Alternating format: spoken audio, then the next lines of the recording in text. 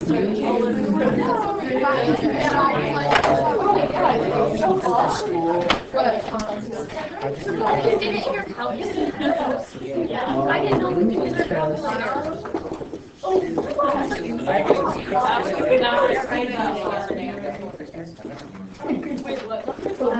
number one. Oh, wait, I said never mind. Seven. Did you get it right? That's for tonight. So I'm just gonna cover it. Because I struggled so hard and then I just did that. My head accidentally brought some of those. It's like a height. It's like a higher. It's got a giant brain. Oh, that's just the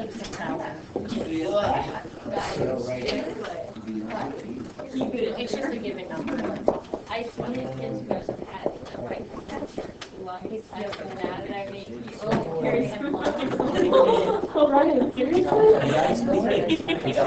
What were you gonna say? No, dude, I don't even know. But like, we just know the Wi-Fi password. Yes, And my parents just told us all. So Yeah, I do. I'm giving That's hilarious. I know, it's so funny. My parents don't even know what I'm saying. Really? I know, I know. I'm so excited to have it. Oh. I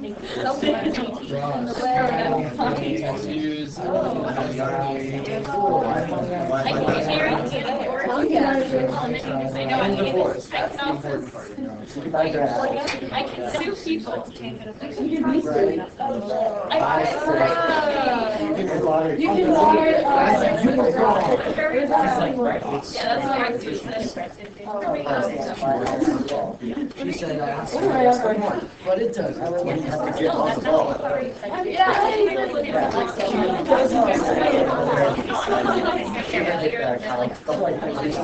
No. He was done, you're gonna get. I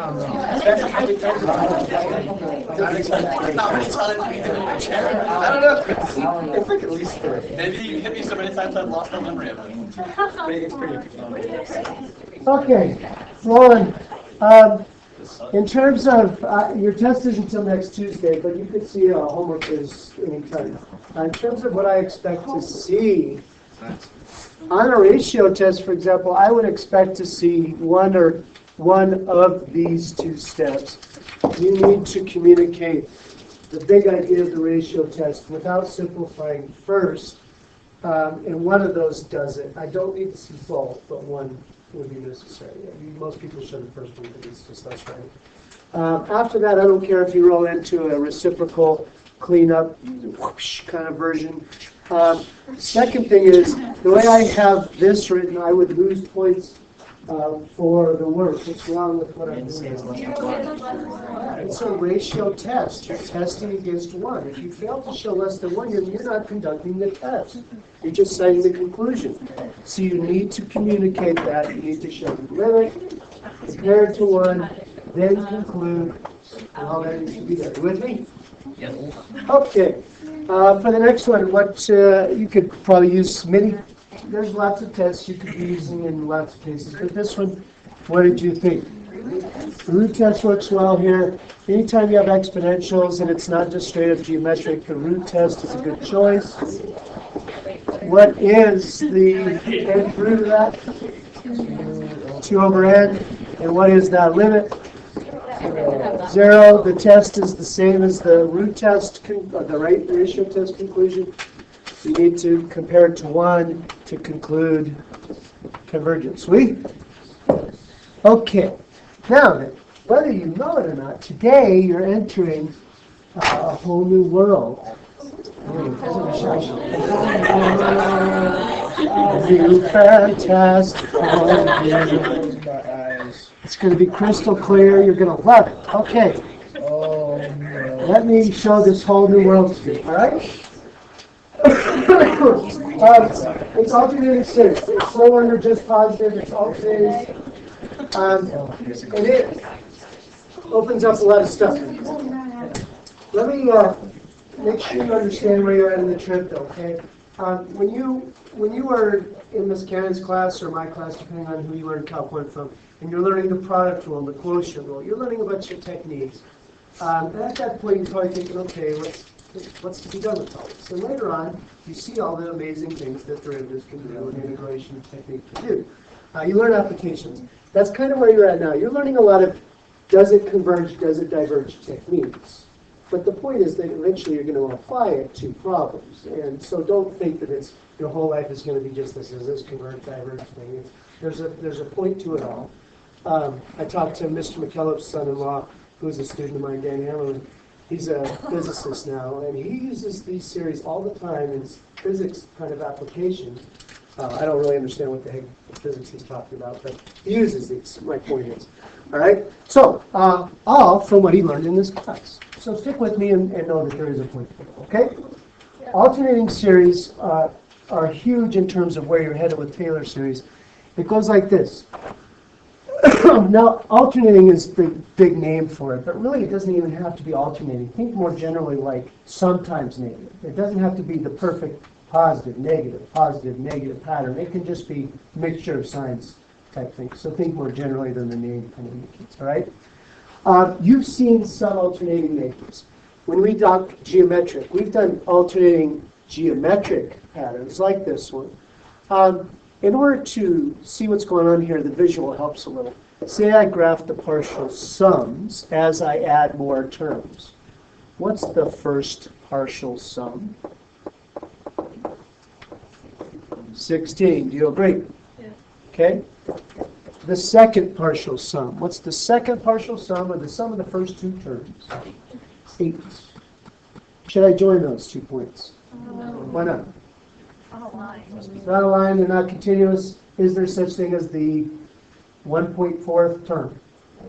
No, that's ridiculous. There's no such thing as that. So, what's the third partial sum? 12. I agree, 12. What's the fourth partial sum? 10. I didn't show the fifth term, but what's the fifth partial sum? 11, yep. And the sixth partial sum? 10.5, that's right, 10.5. Well, at any rate, you can see then that you're starting to spiral in towards a solution. It looks like it's in the ballpark of 10 or so. Now we can actually find the sum. This is geometric, and what is the common ratio? -1/2. Does that satisfy the condition for convergence of a geometric series? And if a geometric series converges, the formula can be used with an A1 of 16, over 1 minus -1/2. We get 16 over 3/2, which is 32/3. Is that about what we thought it would be in the 10-ish ballpark? Okay. That's exact. And if we had more terms, you would see that. Okay? You with me so far? Now, that's a good starting place, but it doesn't have to be geometric to alternate. Any series can alternate terms. For example, this one. What's the first term there? -1. What's the second term? 1/2. What's the third term? 1/6. What's the -1/6, right? So -1/6. What's the fourth term? 1/24. Now you'll eventually start to get those factorials memorized. You're going to do a lot of work for us in the times to come. Okay? But you can see it alternates. That's the point of the day. How about the next one? Unsimplified. Just give me some stuff going on in the first term. -2 times 1 over 2. The second term. 4 times 2 over 5. Okay? And so on. Now that does alternate. Now before I forget, because I nearly did in the last class, the divergence theorem still applies to alternating series. The terms must go to 0 or it has no chance of converging. Consider this case here. If you did a geometric series, but it was more like 2, -4, +8, -16, +32, and so on. What's the first partial sum? 2. Then the second partial sum? -2. -2 plus 1 more is 6. 6 minus 16 is negative 10. Negative 10 plus 32 is 22. Now this doesn't really go to infinity alone, or negative infinity alone, but it definitely, you can see, diverges. What about this guy? Does that converge or diverge? This is geometric, yeah, or exponential. Which wins, the exponential or the polynomial? Exponential. And so this would diverge because the limit of the terms, technically it's DNE because it goes back and forth between positive and negative. Okay? But definitely it's not zero. You follow? Okay. I just need to hit that.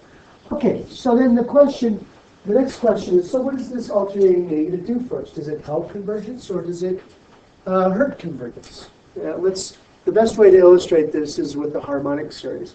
The harmonic series with no negative in it, if you were to take the partial sum of the first 10 terms, then the first 100 terms, and the first 1,000 terms, and 10,000 terms, and 100,000 terms, you can see that it doesn't reach a ceiling. It just keeps growing. Slowly, but it just keeps growing. It never reaches a top floor. And so that, because of that, the harmonic diverges. If, however, you take the harmonic and throw in an alternating negative, you'll see 1 minus a half plus a third minus a fourth plus a fifth minus a sixth. I should have had you do the arithmetic. You could probably use the practice. But the first partial sum is 1. Second partial sum is 1/2. What's 1/2 plus a third? 5/6. What's 5/6 minus a fourth? 10/12 minus 3/12, or 7/12. So what's 7/12 plus 1/5? 35/60 plus 7/60, or 42/60, and so on. Not really clear there, but look here. The first 10 terms of the alternating harmonic, the first 100, the first 1,000, 10,000. You can see they agree to the tens, but then they start to agree to the hundreds, then they start to agree to the thousands. You're starting to spiral in and reach a limit. And so this is more of the bouncing back and forth kind of approaching a limit thing. And so this alternating harmonic does converge. And overall, an alternating negative always aids convergence. Now that doesn't mean it'll make it converge every time, because we just saw that in that infinite case it still diverges back and forth out. But it never hurts. It can only help convergence. Okay? Now, some series only converge with the help of the negative, like this one. This one only converges if that negative is in there. It doesn't converge otherwise. If that's the case, it only converges on the condition that the negative is there. That's conditional convergence. It will only converge on the condition that it has this aid, this negative, alternating negative to help it. Okay? Now, as far as proving conditional convergence, we'll do that tomorrow or the day after that. One of those two. Okay? Soon. But for today, we're focusing on a different aspect of this. That's very If a series would converge even without this negative, then it doesn't need the help. This is called absolute convergence.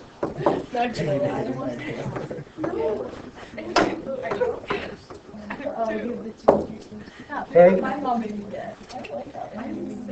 If the series converges with or without the negative, then the series would converge absolutely. Give me an example of a series that would converge with or without a negative. 1 over n to the 6th. Now if I threw a negative on that, that would converge without the negative, okay? But even with the negative, even more so, or can't converge more than it already does, but it converges with or without the negative. You with me?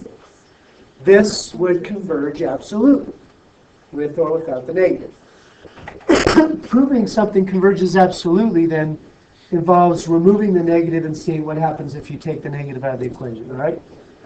Mr. King, Yes? is there ever a series that converges normally, but it doesn't converge once you? No. No. The negative can only help convergence, and so I cannot, no, it's not that I can't think of one, there isn't one. That's true. That's a good question. You can never converge absolutely, but not conditionally. So the question then is this.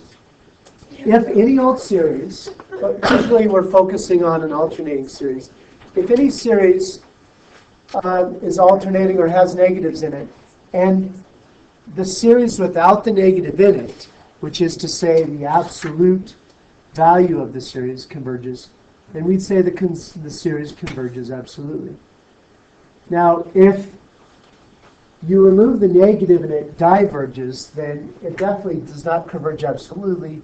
It might converge conditionally, and we'll talk about how to prove if it does converge with the negative in there on a later date. But for now, the question is absolute convergence. Let me give you an example of what a problem looks like and what I want to see, okay? So, the question might read in tonight's homework, does the series converge absolutely? Justify. If it converges absolutely, then the first thing you want to do is you'll take the absolute value of the series to say, what would this look like if I remove the alternating negative? Now, in this case, if you remove the alternating negative, then the negative 1 to the n would be a wash because of the absolute value, and you'd arrive at just 1 over n factorial. Wait. You with me? No. Okay. How'd you get rid of the n? Because it doesn't. Now, because of the absolute value, okay? You're really wanting to say what happens if you don't even have that negative in there. Oh, because like n to, yeah. Yeah, exactly, okay? So now the question is, does this, I should have numbered these, sorry, I wanted to number these. Take the absolute value. Now you're actually going to do a convergence test on this. Does this converge without the absolute negative in there? Does this converge? Now, that's really going to bank on the skills you already have. Really, these problems are kind of like a sandwich of two new things on the outside with most of the stuff inside being stuff you've already done.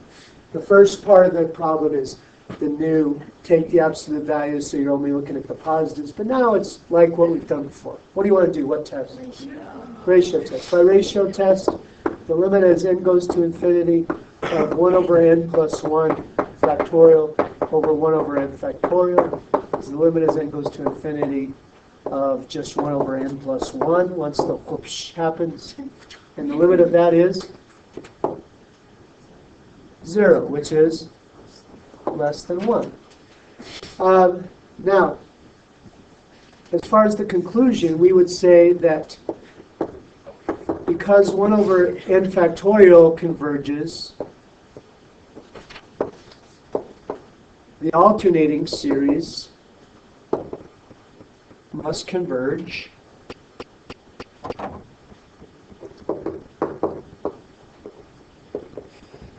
absolutely. Now, at that point, I started to lose a few people. So let me explain what the heck you're doing, just to make sure you get the gist. Treat it like a proof, okay? This is the, you don't have, people said, what do I write? What do I justify? This is the if-then statement. If you have an alternating series, we have one, and the series with the absolute value on it, or with the sign removed, converges, then we conclude the alternating series converges absolutely. Now, didn't I show that when the negative is removed, the series converges without the negative, yeah? Therefore, we conclude the alternating series converges absolutely. It would converge even without that negative to help it spiral in. You with me? Okay. Let's try one that the answer might be a no on. Look at the next one here. So if the question is, does it converge absolutely, the first thing you do is say, all right, when I remove the negative, the series becomes, so in terms of work, I'm communicating to the person, hey, when I remove the negative, the new series is, and then you say the new series specifically. What's the new series without the negative?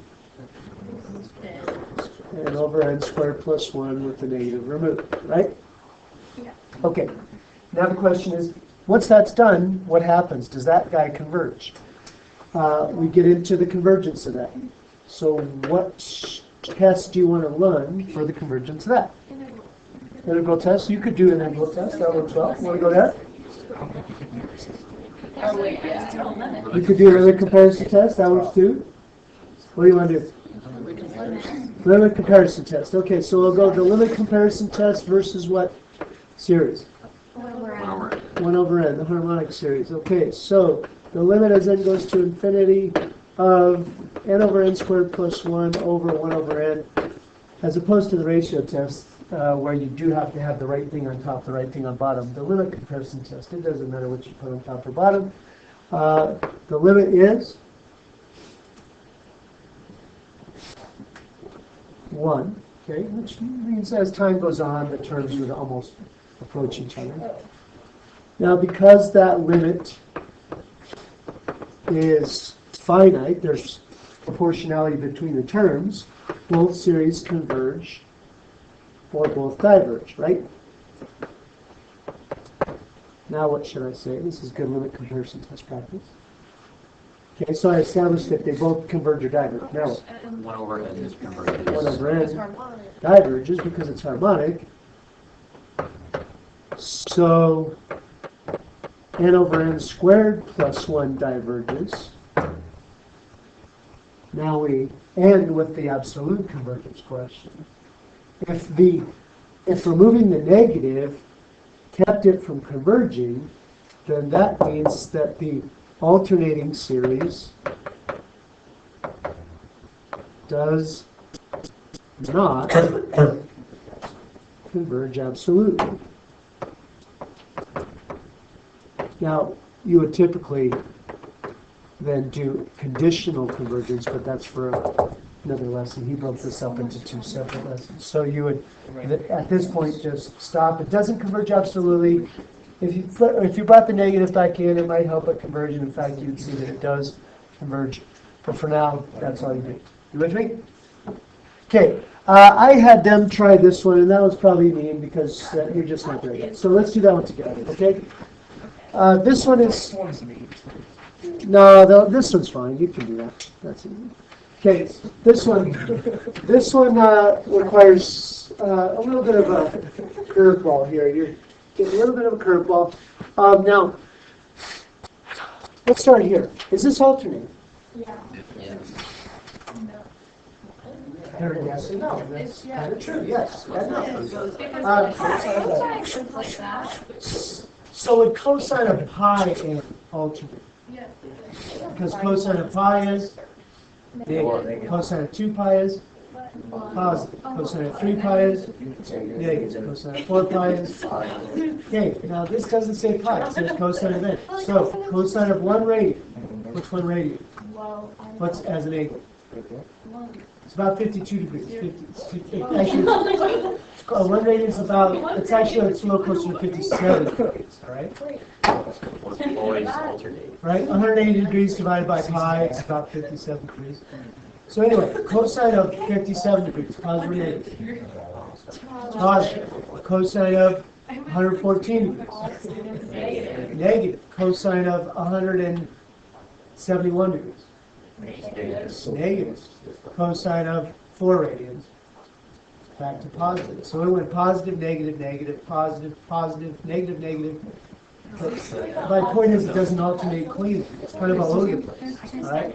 Now then, that's why in my definition, it's the absolute convergence question doesn't really just apply to alternating. It can converge. It could be about any kind of mixture of signs problem. Even if it doesn't alternate perfectly cleanly, you can still ask this, what happens if I remove the negative question. And in a case like this, that's super beneficial because this is all over the place. It's really hard to predict because it's so in such weird increments, okay? So the idea is we want to, I don't know if this with its negatives converges or not. So instead, I'm going to look at the absolute convergence of this.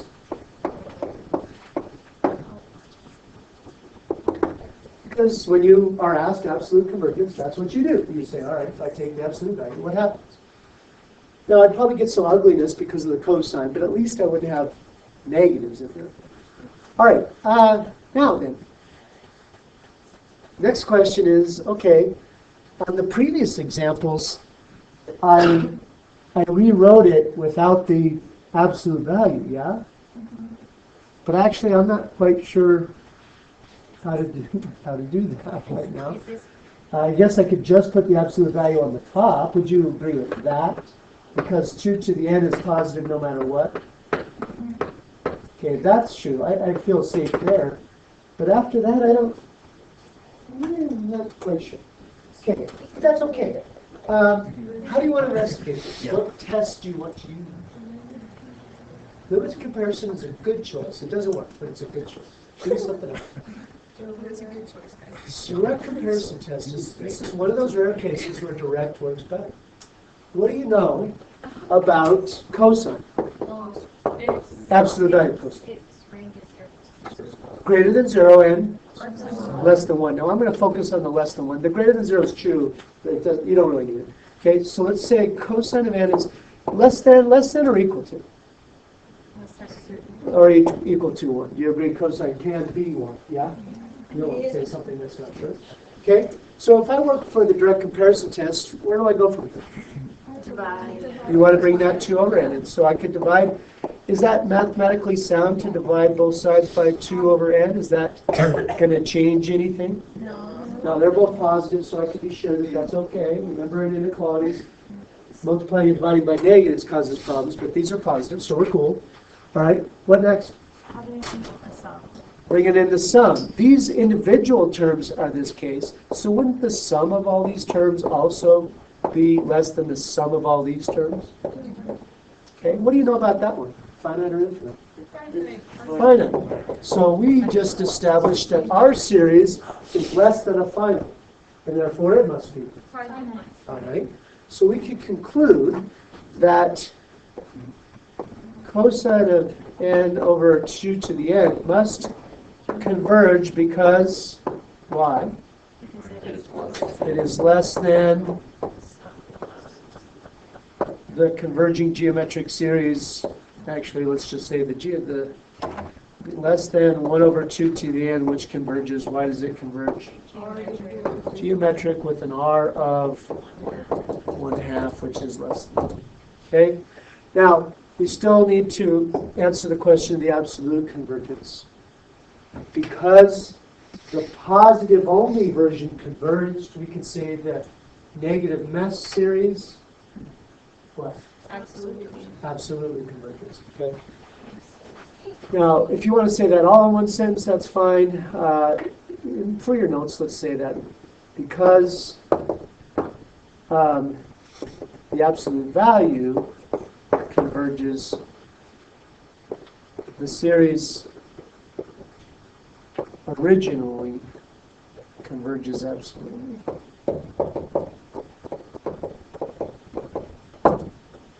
We satisfied the theorem. We showed that with absolute value it converges, and that is the definition of absolute convergence. So you don't have to say that alternates? No. You do not. First of all, because it doesn't really clean the alternate. All right. You should probably try one on your own. I was thinking about scrapping it, but you should try it. Okay, try that one. And we'll go over it again. Guess we could do it.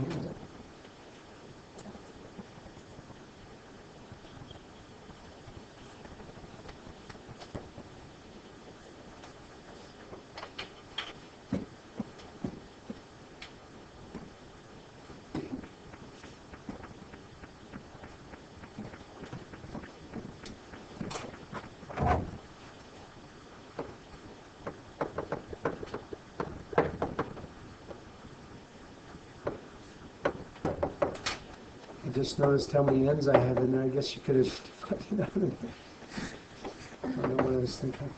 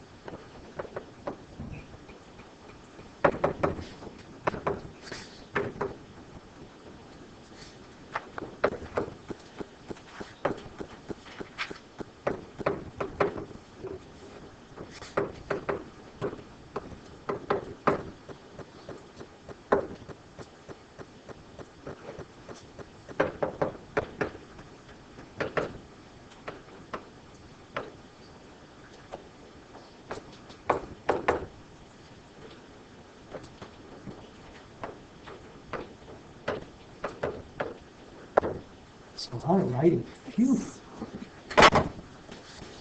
Okay.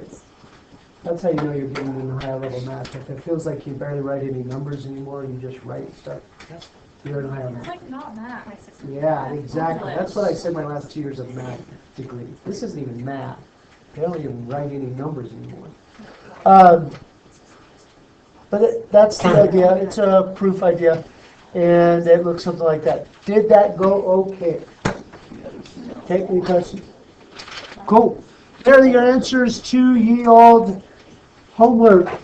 The big idea is to find the point x given in the R. X is R cosine theta, and you typically substitute in the equation that you're given times cosine of theta.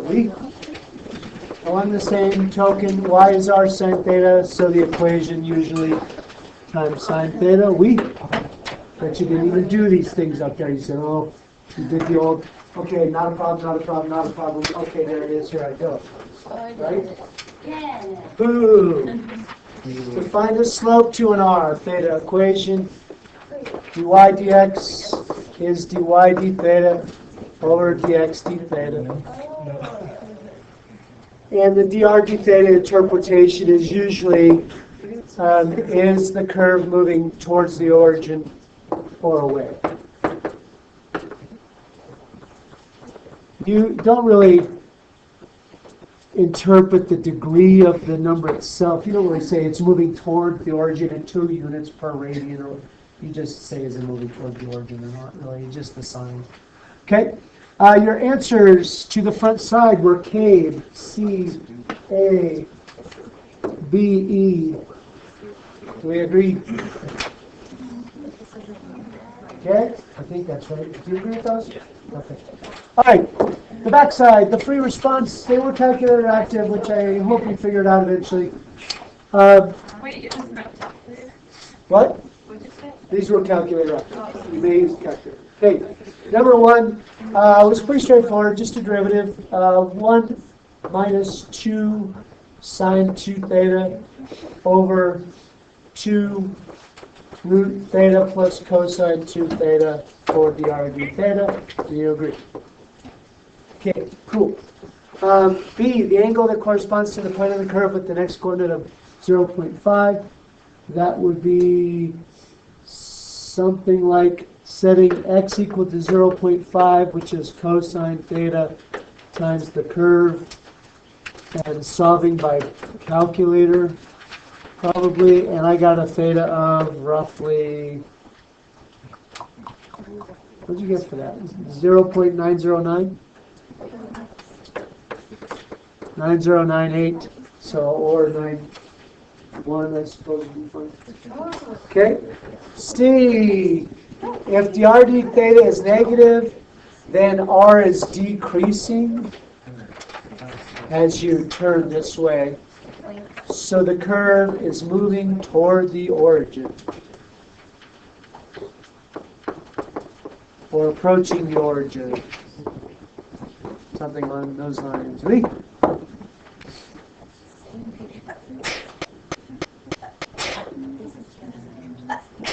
Bless you.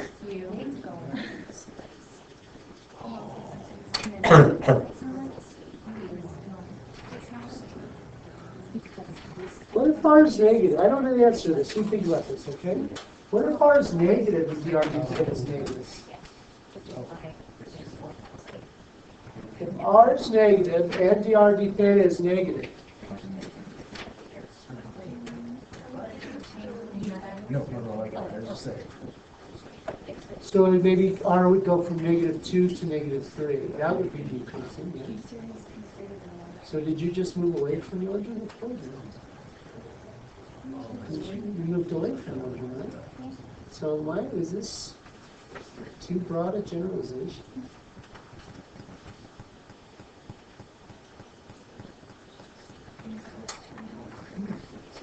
I'm going to think about that.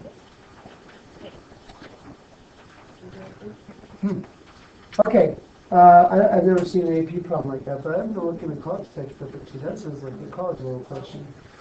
That's a good question. Okay, so D. The first thing you have to do is make a connection. Least distance. Curve is least distance if what is happening? What represents the distance from the origin? R. Okay, so least R. Now, my next question that I went through is that relative min R or absolute min R? How does this question read? Do they want a relative min, like when R goes from decreasing to increasing, or do they want what is the lowest R? Lowest R. The lowest R. And so that reads absolute min R. You should be looking by extreme value theorem. Absolute min can only be at an endpoint or a critical number. So you'll have to say, what is the R at that endpoint? Because that's pretty small, and it gets bigger after, so that might be the absolute min. 0 or pi over 2. Or critical number. Now, critical number would be when R stops decreasing and starts increasing. So you could say critical numbers are dr d theta equals 0 or undefined. And I had as those points maybe pi over 12 and 5 pi over 12 for candidates, yes? Do you agree? Alrighty then. So R at 0, R at pi over 2, R at pi over 12, and R at 5 pi over 12. Gather the candidates, let them find it out, and decide who's least. And the least is when theta equals 5 pi over 12. R is at a min at theta equals 5 pi over 12. Okay, make sure you answer the question. Read for what is the absolute min versus where is the absolute min. Last but not least, the AP question. Even if you saw the answers, look at the rubric so you have a clue, because I can guarantee you a lot of people lose points because they didn't show enough work, too much calculator dependence. So make sure you pay attention so you know what you need to show on the AP test. Here we go. The first question was the area. You could have done two integrals for the blue and the green, but for the green you could have also done geometry because there's a quarter circle. So either way, you needed to aggregate the two areas. The first 2 points were for the limit of region A. You had to have the integrand correct and the limits correct. The third point was for the answer, which would include, did you put it in right, did you have the half out front, and did you do the geometry correct, all for the final answer. Give yourself 0, 1, 2, or 3 there. The second part is where many people lost points here. Question was, for the curve, find the value of dx d theta. A lot of people would go straight to their calculator. If you didn't show that you know how to find x, you just lost a point. You must say x is this. X is r cosine theta with r sub 4. That is the first thing they grade for. If you just started taking derivatives, you lost that point. So make sure you communicate that. Then go to the calculator to evaluate the derivative if you like. You could probably do this without a calculator. I'm sure this is pretty clean. But at any rate, check your answer and give yourself 0, 1, or 2 out of 2 there. Okay, if you did remember to write an expression for x, make sure you write yourself a note. The distance between the two curves. Here's the distance between the two curves. Now, notice that we're doing this in a polar kind of way. I suppose you could say this is the distance between the two curves, but that would be using more of a horizontal, rectangular approach. That's not what we're doing in polar. When you talk the distance between the two curves, you're talking basically what's R1, what's R2, and what's the difference. Here's the circle, here's the limacon. What's the difference between the two? So you started by setting up an equation for the distance between the two curves, outer minus inner, some kind of communication of that's what the distance between the two curves comes from. And then you calculated the derivative at that instant, and it's -2. You had to, again, express the distance or say, this is what I'm minimizing or finding the distance, and then do the problem. The last was chain rule. Most people wouldn't do the chain rule work this way. Instead, they would say, well, if R is 3 minus 2 sine 2 theta, and I want to differentiate with respect to time, they would just show the derivative. So your work, I would bet, is more like this. -2 cosine of 2 theta times 2 times d theta dt for chain rule. If you show that, then you're doing the chain rule with respect to t. And then your answer is -6 is the second point. Okay? All right. Did you get a 9 on that?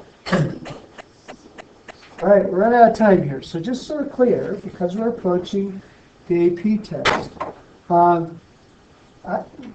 my expectation is that we are starting to approach the time when the mode is a 9. Okay? My expectation is the mode is a 9. What does that mean?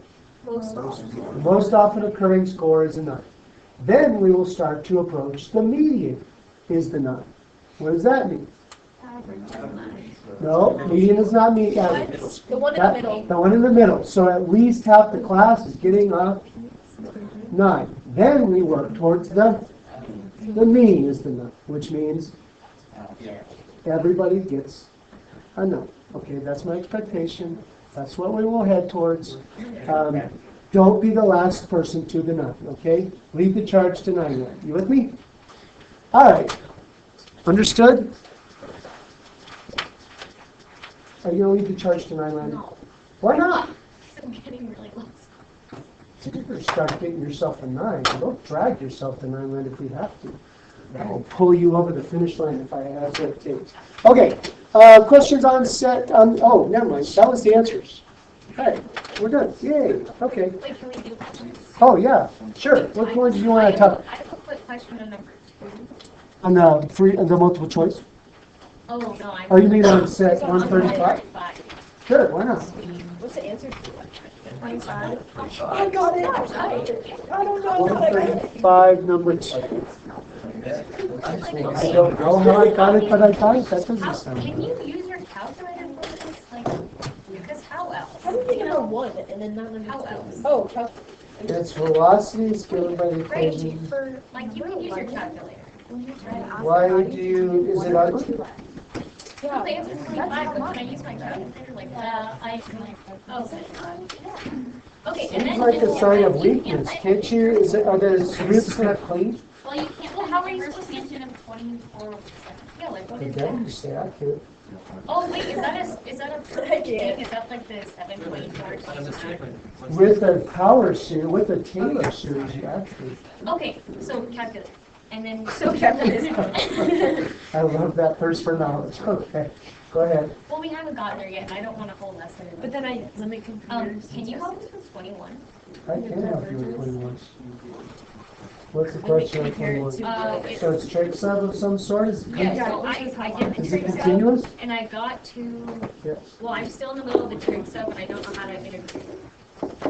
Oh, yeah. Yeah, this is tricky. I didn't even think I started it. Okay, so where are you, where are you at now? I am at, secant, here, I'll read you the right now. So tan of theta plus 1. Tangent of theta plus 1 is the numerator? Wait, Tan of what's theta x? plus 1 in parentheses times secant squared of theta. No, yeah, that's it, times secant of theta. What did you say before secant squared? Just, Should I just start from scratch? Yeah. oh Okay, my there we gosh, go.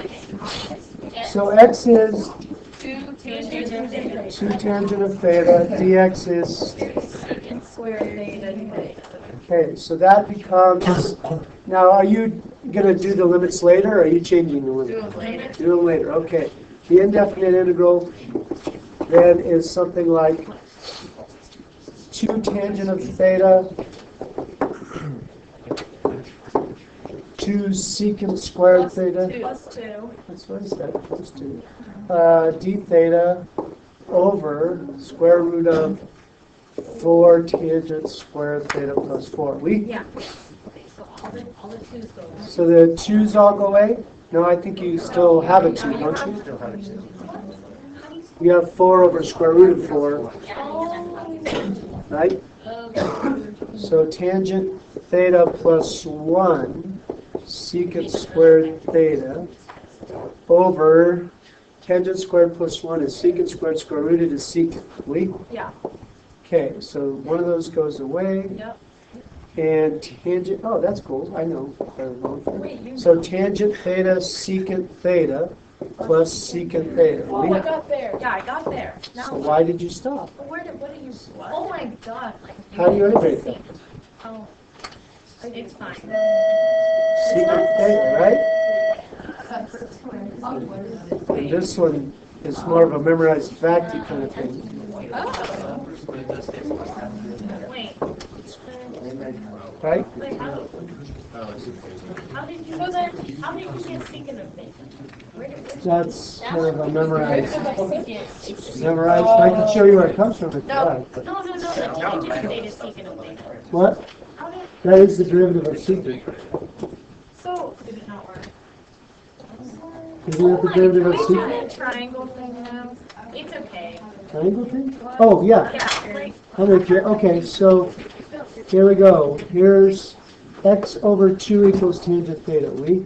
yeah. So theta is an angle. X is opposite, adjacent's 2, which makes this square root of x squared plus 4. Yeah. So 2 secant theta is half. So root x squared plus 4 over adjacent.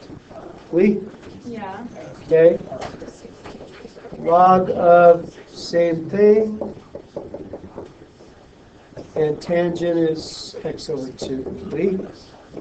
And then at that point, would you add in the? Then you say that's therefore is equivalent to the limits of integration from 0 to 1. Now, if I'd done this well, I probably should have done the antiderivative work off to the side. So this should be right below the definite integral. To me, it would be done right against the instructions the way it should be. You with me? No, probably didn't say something. So What's that now? It's probably about 23. from there, it's just evaluating. 2 Oh, yeah, yeah.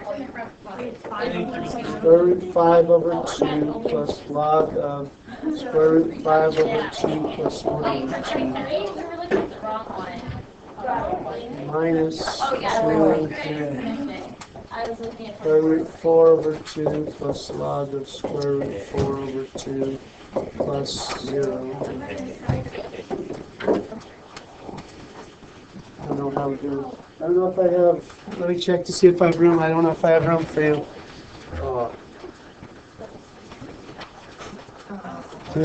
Doo-doo-doo.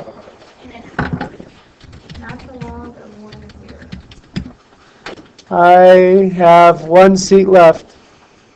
Oh, One. I have one seat left. Who put that? Larissa, you're there first? Boom, you're done. I'm done, I'm full. Sorry, you're out of here.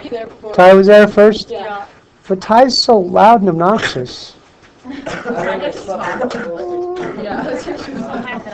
Larissa's much nicer. Can I get a pass here so you can explain something to me? That sounds great.